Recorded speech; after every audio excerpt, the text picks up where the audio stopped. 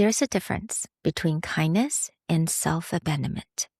In this conversation, we talk about people pleasing and the emotional weight of always being the dependable one, and what it means to finally choose peace over performance.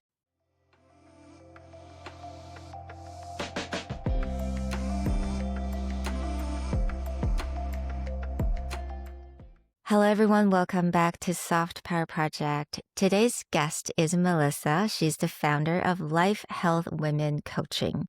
And Melissa is a registered nurse for over 12 years of experience in the medical field. And a lot of her years spent in the high stress environment and of ICU nursing. And after years of caring for others, she silently struggled with anxiety and low self worth, anxious attachment. But she began a deeper healing journey centered around self trust and emotional safety. So today I'm so excited to talk to Melissa because I think so many women appeared high functioning on the outside while internally feeling exhausted and disconnected. Hi, Melissa. Thank you so much for joining us today. Hi, thank you for having me. I feel honored to be here. What was happening in your life that led you into this work that you're doing? Lots. Yeah, you hit it like perfectly with the high functioning and silently suffering, I would say. There was a lot of perfectionism in my world, a lot of people pleasing, having to appear perfect on the outside. So I think when you live like that for a really long time, and your world feels like it's just crumbling down on you, either really break down, right? Or you go lengths to find, like, how can I relieve myself of this pain, and how can I relieve myself of, whatever it is that I'm feeling. So just being a nurse, I think, gave me a lot in life. A lot of knowledge, a lot of experience. I feel like it also gave a lot to me to contribute to the work that I do now to give back to people. But it also made some of the things that I like experienced growing up even worse, like the people pleasing, the not being able to set limits or boundaries. So by the time I was pretty much over burned out with nursing, and starting my healing journey, that relief of, oh, if I could help anyone feel the way that I do, after moving forward through some of these things, life coaching. And then when I found out about life coaching, it was just like, this is what I meant to do. So I think just the exhaustion really, and then like getting through it all and like eliminating, or not eliminating really, but decreasing and managing my anxiety so much better. I was like, I want to help people feel like this. I want to help people move through life like this. And I know that there are a lot of other women like me. So that really was like the motivator of it all. And I'm just wondering because for me, I've always been a people pleaser, but it really wasn't until like I was 35 where I was completely burned out that I realized that, oh, I was a people pleaser.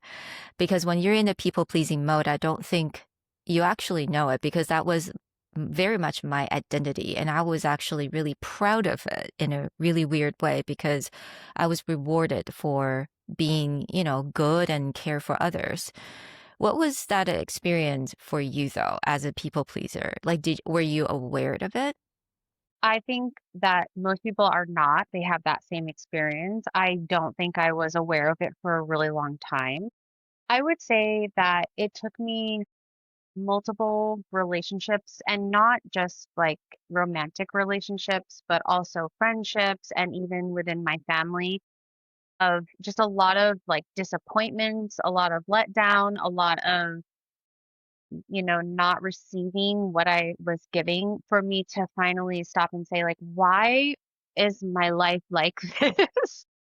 If that makes sense, right? Like why do I give everything and be for everyone and I'm not receiving that in return? That was like the turning point for me.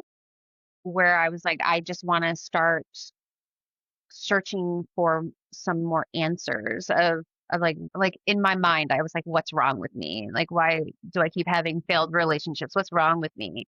And then to be honest with you, when I mean, I guess I've heard of the term people pleasing when I was younger, but when I really started that journey of like trying to do like more deep inner work, I did do some therapy, and that opened up my eyes of like, oh, like, I was the common denominator in all of these relationships. Relationships was a big part of it for me, that like I was having a lot of dissatisfaction and then not understanding why. So that was where, my mind always focused on. I don't think that, I'm the problem, but I realized that maybe some of the things that I was doing or allowing in my life was a part of it. So yeah, I don't think people realize what they're doing, and I do think that you learn, especially from a very young age, if you follow by the rules, if you get all the good grades, if you do all the things right from what the parents tell you, if you receive love, you receive connection, you receive, friendship, partnership. So sometimes, when you don't do all of the things other people want you to do, maybe other people might not like that. And I think for a people pleaser, we're like, oh no, we need to keep the peace. So I probably share some of the same paths as you. And it definitely took a lot of intention to change the way that I was living and like what I was allowing in my life. Yeah. And I think it definitely took a lot of courage for you to want to change because it was scary, right? Because, from one point you were definitely making peace and actually making sure everyone's happy in your life. And then you're going to have to start setting boundaries and listening to yourself. I think that is such a weird transition. I mean, for me personally, just like I was rewarded for doing that, and now I'm not going to be rewarded. Yeah, it is a weird transition, and I think it's really brave of individuals who struggle with this to allow their body and their mind or their nervous system to do this process as slowly and as like, I don't want to say coddling in a way like someone else, but like us giving ourselves like all the space and love that we need to be able to make that a successful transition. So like tomorrow I might not be able to go, I'm going to put my foot down and this is my boundary, but little tiny baby steps to get there and allowing myself, like that's okay. Like this is all the work going into it to make the bigger outcome. I still struggle with it. I don't think that someone with people pleasing tendencies or like who struggle with boundaries, those go together. I don't think that that's something that most of us ever like really get rid of who struggle with it. I just think we learn, like if you desire, you can learn to have like a much healthier balance and better tools in your, skill set box to, Yeah. help you process or utilize when, you need to set boundaries or you need to check in with yourself before you make decisions. Yeah, I'm so glad you talk about it because I think now with social media, there's a lot of information now. When we talk about people pleasers, like we know it's damaging. And I think when I talk about it, I'm like, do I say I was a people pleaser? But I still very much feel like I'm still kind of struggling with it. So like, it's not an easy transition. I mean, I spent 40 years of my life being a people pleaser. It's not going to change right away. And just like you said, we may actually just be people pleaser, for a long time, but we understand how to set boundaries better. So I think that's really important for people to understand that you don't need to completely change, right? Don't go for 180 because I think that may actually add stress to us as well. Yeah, absolutely. Especially in the beginning. Like if we're wanting to make changes in our lives, like the last thing I would want any of my friends, family, clients, anyone who's struggling with this to do is to just do a complete 180 overnight because then you're going to feel the pain of the after effects. And even if the person who you're setting the boundaries with doesn't react negatively, like your body can react in a way that can feel really uncomfortable. And I think like sometimes people will say, I'm a kind person. Like I identified as that for a very long time. And I still identify as that. I really check in with myself when it comes to like, okay, is this part of my people pleasing tendencies or is this just something I genuinely like want to do out of the kindness of my heart or whatever it does for me, if that makes sense. So, you know, I think a lot of stuff on social media, can confuse us. I mean, I probably have even said things that might feel like, you have to be one way or the other. Social media kind of convinces us that this is how we have to perceive ourselves or how we have to communicate to get a point across or to get attention, Yeah. right? Yeah, 100%. I think social media definitely reward quick takeaway hook, right? And you have to go for something that's counterintuitive to hook someone in. And that could be quite dangerous sometimes, especially when you're still navigating. And I think, when you talked about kindness, I will really want to unpack that because I think this is there's such nuance. Like kindness is not the same as being nice, and it's also really different from I'm just doing this to get validation from others. Do you remember kind of the moment that you had this realization that, oh, I wasn't being nice per se, I was actually doing this in a way for myself? There were lots of moments like that. So I would say my biggest memories for like my adult life when it came to really like this is my pattern versus like this is something that I want to do because I feel like, a giving person, a genuine person, really all revolve around like not wanting people, the pattern part, not wanting people to dislike me. So is that for myself? Yeah, I guess. Yeah, because I'm like, if they like me, what does that say about me? I'm trying to control the relationship, I'm trying to control the situation. And honestly, like, I probably did that just a couple years ago, Mm, where people would ask me to do things that I really didn't want to do. A lot of it revolved around working, like picking up extra shifts, and I know I was spent and exhausted and said yes anyways because I couldn't say no. yeah, because I heard a lot of stories about the burnout, from being a nurse. And obviously it's the profession itself is that you need to care for others. So like it must be so difficult and also kind of counterintuitive to set boundaries being a nurse. I mean, is it even possible, in your opinion, to have healthy boundaries if you wanted to be a nurse? That's such a hard answer because I want to say yes, right? And I also teach nursing students, so I want to teach them this stuff, right? But I will say that I think it's almost like a cultural thing in a hospital setting.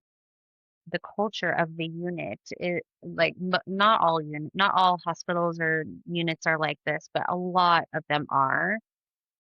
It like, it's looked down upon if you don't like, what do you mean you're not gonna pick up that extra shift? What do you mean you're not gonna stay an hour or 2 later to help out? What do you mean you're not gonna so it really does get hardwired in you to, "Oh, like, this person's doing it, why aren't you doing it?" And I mean, I could talk for hours about this, like, within nursing, I think, everyone's trying to I guess it could be a little competitive. Everybody's trying to be like on their game, like have all of the certifications and the degrees. And, that is also a big part of healthcare and nursing. It's like how much more education you can get, how much more degrees you can get, how much more training you can get, like who's better than who has, more knowledge than who's smarter than who.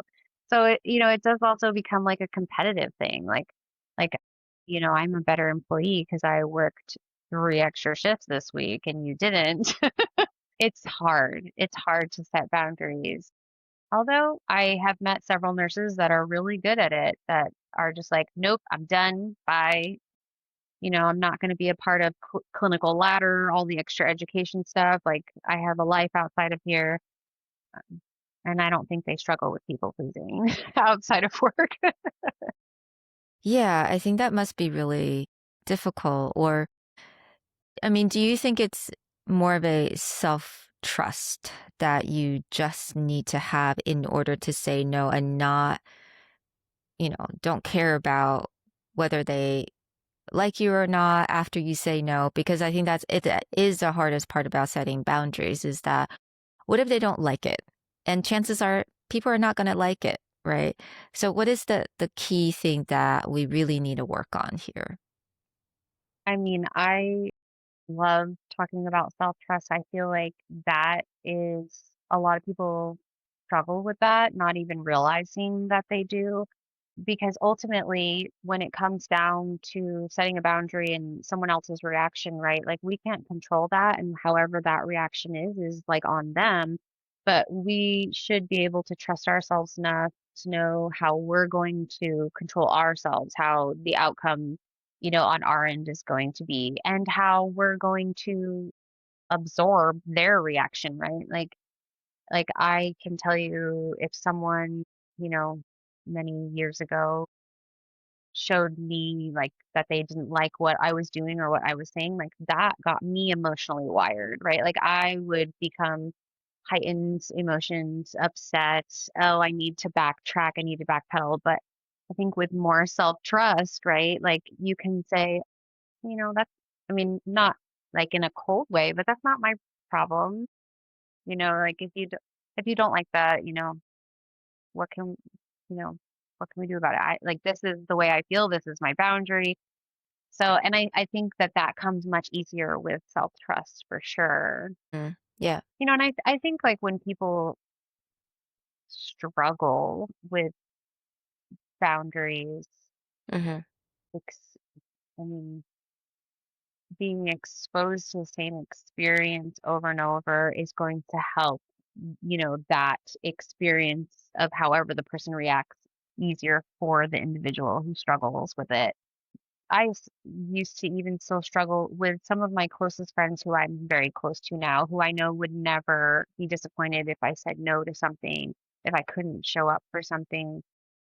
And there's still that little voice inside of me that says, you can't say no, you have to be there for this person or whatever. So Yeah. exposure is good. Yeah.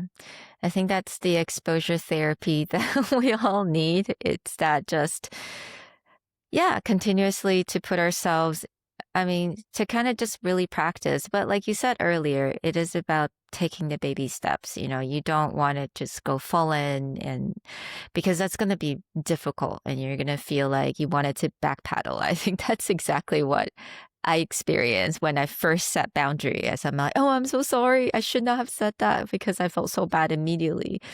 What would you recommend people to do in terms of these baby steps? What's the kind of a boundaries that you could set that doesn't feel as life threatening, Yeah. but it's still a practice? Yeah. So, okay, I always feel like starting here is the most important piece to it. And that is whatever the boundary is that you might need to set, or if someone like is approaching you in real time and your body immediately says, no, I don't want to do this, Hmm. Hmm. just practice. I need time to think about this and Hmm. really check in with yourself. Like, don't give yourself 5 minutes. Don't give yourself an hour. Give yourself 24 hours. Like, go home, think about what, it is that you're feeling, like how, your initial response was to whatever the situation was. and really check in with yourself. Like, is this something that I want to do? Is this something I'm okay with? If I could say anything right now without anybody judging me or being upset with me, what would that be? So really Mhm. giving yourself time to check in with yourself. And if this is something that is been going on, like someone is doing something, consistently, and you're like, I really need to talk to this person about this, but I'm scared to, I don't know how to. Again, checking in with yourself and really talking to yourself, telling to yourself like why this is important that you place that boundary. So it's like you're preparing with yourself before you even complete the action, right? And then sometimes, like, I think when people need to set a boundary that feel really scared to do that in real person, like getting help, right? Like talking to a friend, talking to a partner, talking to a professional on, how can I go about these things and having support, because I think that that is really important. Of course, like there are a lot of little things that we can do to work on like the self-trust portion and like kind of distancing yourself from like what it is that you're really afraid of when it comes to like speaking up or setting boundaries. But the biggest thing is really like taking that time to check in with yourself. So that way you can really hear yourself and your needs, your desires, whatever the thing is makes you feel before you make that decision. So I always just say, I need 24 hours to think about this. Like that is my favorite line. And I think that is so true because we don't need to give people an answer right away. And I think as people pleasers, we feel like we owe them an answer immediately.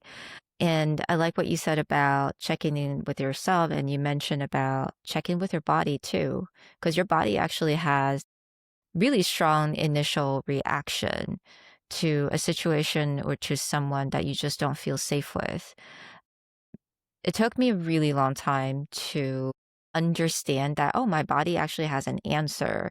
I just kind of always ignore what I'm feeling, neck down because I'm always someone who's so in her head. When's that first time or that moment where you actually start checking in your body and like listening to your intuition?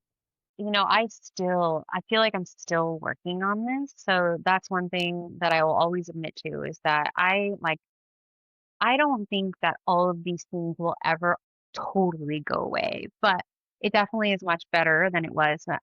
I struggled tremendously with anxiety from I mean, even as a child, to be honest with you. I remember having weird anxiety as I was walking home from school, but like real bad when I was 21. I'm 37 now. So I spent a very long time with my body screaming at me. And for the first several years in my adult life, when that was just getting worse and worse and worse, I was ignoring it. But then finally, I was like, okay, I need to start listening to my body. What is going on with my body?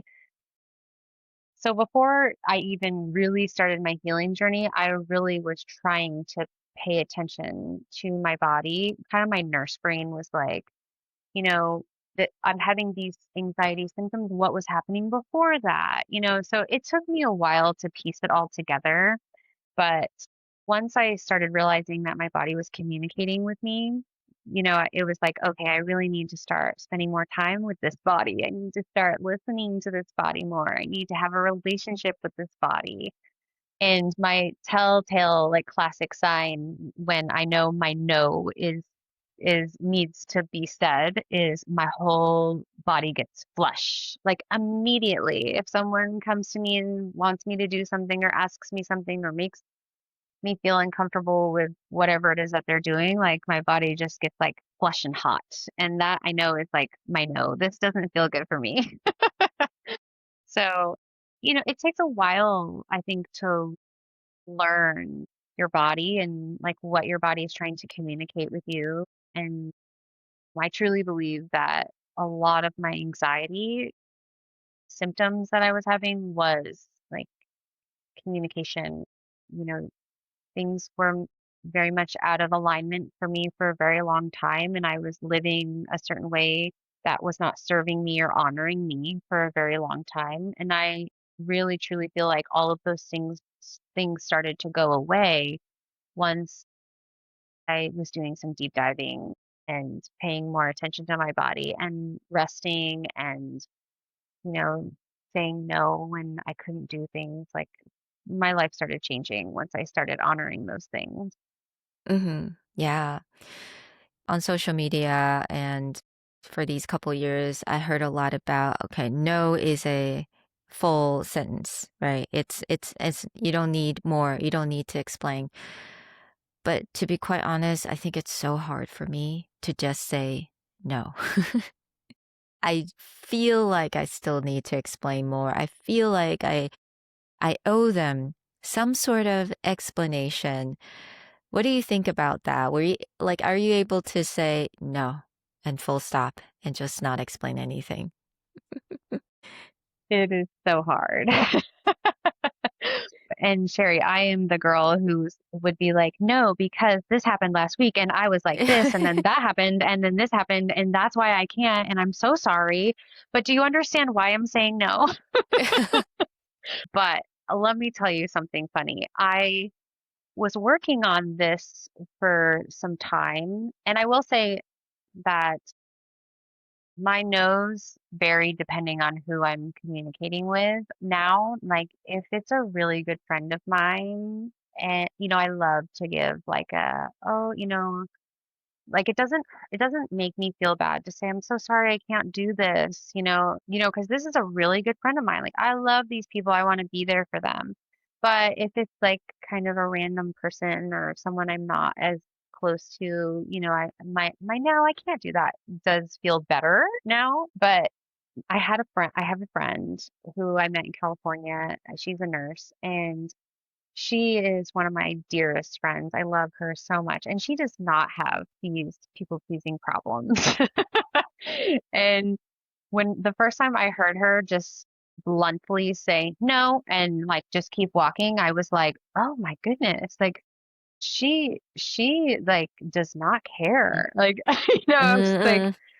and the more I got to know her and just watch how like much she respects herself and she loves herself and she will do anything for her closest friends. She is an amazing human. I thought that is a woman that knows, who she is.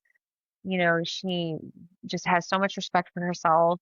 Like, there doesn't need to be justifying all of the things if there doesn't need to be. If there does, then she will, but and I was like, I want to be like her.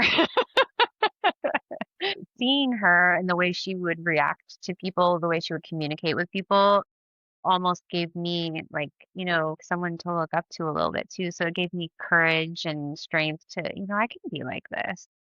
But yeah, that's a hard one. That's a hard one. I think you just reminded me that I also have that friend I kind of grew up with in college, and she's just like that. She just say no and she doesn't really care. And I've always felt like, oh my goodness, like what's that like? Can I get into your head? What's that like to just say no? And that's it. That's it. Like end the story. You don't need to think about it. No need to backpedal, feeling guilty. Cause like I think guilt, oh my God, like guilt is such a big part of my life. And ever since I have the awareness that, oh, okay, I'm a people pleaser, I need to set boundaries. But I think guilt has been with me ever since, and it's getting stronger sometimes. Sometimes it goes away, but sometimes it comes back. Do you deal with guilt a lot as well, or is it something that I struggle with very personally? Well, you are definitely not alone. I think a lot of women struggle with guilt. And I think a lot of moms really struggle with it. Yeah. I'm not a mother, so I don't know if there is just a connection there or not, but they really do. I would be curious to like ask you, was that a pattern when you were younger with guilt? Is that something that has happened more recently? I will say I don't struggle with guilt as much as some of the women that I work with. from my observation, because you mentioned that you moved away from nursing and now you're doing a job that you absolutely loved and you have so many animals, babies, you live in a farm. By the way, your content is amazing. I love following your stories. I think you're living more of a aligned life, right?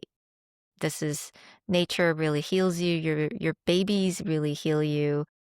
And I think that's again like that sets a lot of safety for you. That actually gives you a lot of space to do what you want. And obviously I think that's yeah, to me it's like okay, that's common sense. And obviously, yeah, you're not going to experience that much guilt because you are safe, right? That it's so funny that that is the way you phrase it because when my husband and I just got back from traveling and the word that kept coming up for me was safety when we got home. Oh, I just feel so safe here. Like I just feel so comfortable here. I just feel so safe here. And you're right. I think that like I remember living in LA when I first started travel nursing. I mean, I was pretty exhausted because of the amount of work I was doing. So there was like no energy for guilt either, but but yeah, I would say my life is totally different we live on 25 acres. We have, you know, a lot of space in nature, in woods. We have a creek in the backyard. I put my feet in the grass every single day. Like that definitely fuels my soul and brings me a lot of safety. So, Yeah, I think just having the physical safe place for you to be at, and I think that's so important. But yeah, I think that takes a lot of work, and I really do feel like you're such an inspiration because you took action. You leave a job that didn't work for you, and you choose something that does work for you, and then you create a safe space for yourself. And yeah, everything is like aligned. yeah, yeah, it really I talk about that a lot frequently, like with my coach even. Like I just it's so crazy to open my eyes and really see where I'm at in life right now and everything is aligned and it's beautiful. You know, I wouldn't say that I am like there's still things that I'm striving for in life, like, you know, definitely not over, but right, you know, it's pretty good. I have to admit it's pretty good. My one last big question for you is that, for women that spend a long time in survival mode, and this from my personal experience as well, it's almost like a foreign concept to me to know what safety looks like, what that feels like, because you're constantly fight or flight. And that also could mean that high functioning as well, right? I Mhm. think a lot of women look incredibly successful from the outside, but they're doing all of this based on the survival mode. So I think for a lot of these women, like what would you suggest them to kind of start doing? Because obviously something is not aligned and they're not feeling the best or they're feeling stuck. What would you suggest them to do to kind of start to shift to that safety or at least have a place or a space to feel safe enough for them to start to drop all these survival, things like they would do or yeah, that tendency to kind of hold everything together. And I think you said it actually within your question. If you don't have a space that feels safe where you can actually, right, let go of the tension, you know, let your belly drop, let your shoulders drop, and you can be fully you in your body, then it is so hard to escape, you know, hypervigilance and, you know, being like on alert all the time. Um, and this is going to vary for each woman, right? Right. Like everybody's situation is a little bit different. But I would say the things that for me that really helped me change, you know, the way I was living, which was high achieving, perfectionist, go, go, go, go, go. I worked a lot. Mhm. I had to do all of the achievement things, right? Like I'm not successful unless I achieve, and then I achieve, but I still wasn't good enough, right?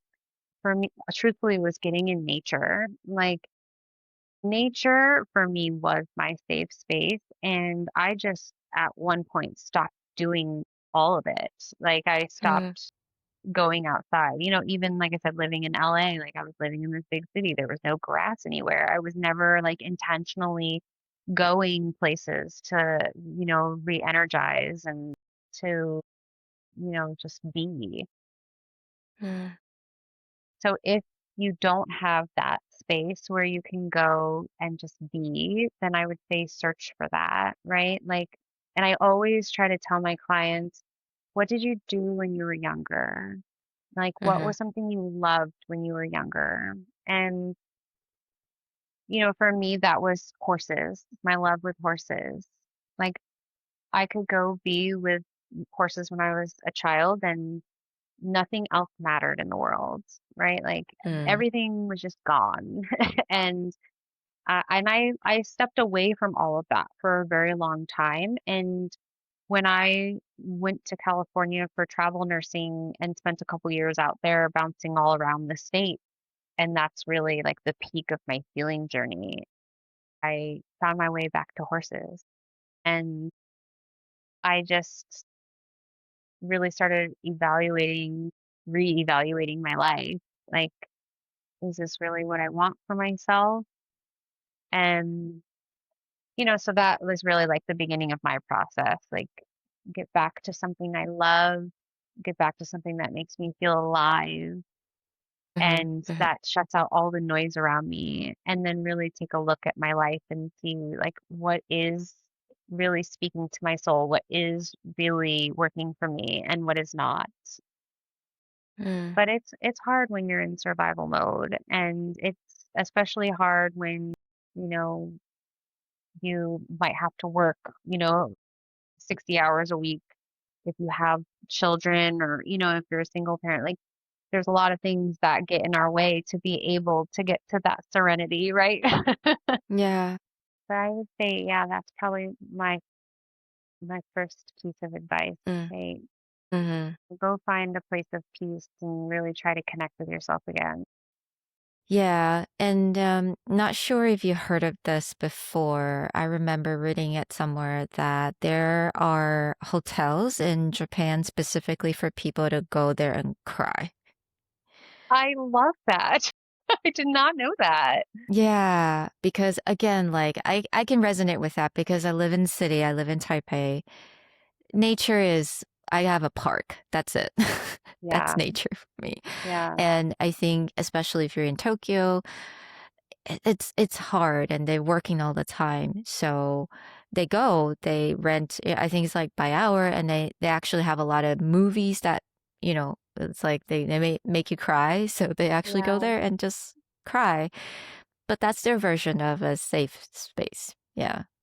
yeah, yeah. And I feel like that's that's beautiful, right? Like, no matter how that looks for the individual, and I'm always one that will promote like, you know, as cozy as you can get with your emotions anywhere, like bring them. I think that, like as a society, we try to shut those things off, and we really need to embrace emotions. And but no, I've never heard of the hotel thing, and I think that that's such a good idea. There's been so many times where when I was living out in California, where I went to one of my favorite spots, which is out in the middle of nature, and actually just cried. So Yeah. I love that. Yeah. I think that's our job to find that safe space for us and then kind of go from there and to really get in touch with our body and understand that what do we want? And like you said, kind of go back to our childhood and search for that moment when you're felt really free and what is it the thing that you makes you feel good and makes you feel safe. And I ask this question to every single of my guests. At this point in your life, how do you define soft power? So I have to bring it back to authenticity. Mhm. I feel like when you can spend time with yourself, you can really get to know who you are as an individual and really like embody and embrace like all of the authentic qualities about us and move through life fully being yourself. Like that to me is soft power. I love that. And I can definitely see that with you. I feel like you're glowing, and every time you share your fur babies, I'm just like, oh, just so beautiful. You have so many Thank you. horses. Do you have donkeys? Where I am I? we yeah, we do have one. It's a mammoth jack. It's like a Oh, okay. donkey. It's got Okay. big ears. So horse, donkey.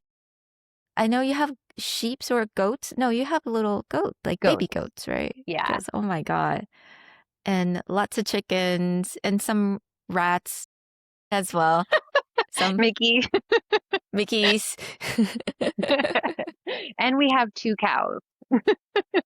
Right. Oh my goodness. Yeah. Yeah, It's so and a lot of healing dogs. to a lot of dogs. How many dogs? 5. We do live on 25 acres though, a lot of land. Yeah. Anyway, it's so amazing. Thank you so, so much for being here. I think it's just so freeing to talk about people pleasing in a way that's, we're not saying that it's bad or good. It's just something a lot of us had to understand that this is where we're at, and don't put pressure on yourself to try to change 180 because, yeah, that's not going to be healthy. One step at a time, right? Yes, one step at a time and just listen to your body and everything will be okay. And I'm going to leave all of your information in the show notes below. So, everyone, if you wanted to contact Melissa, it's right there. And thank you so much for today. Thank you. Thank you for having me, Sherry. I hope you have a good day.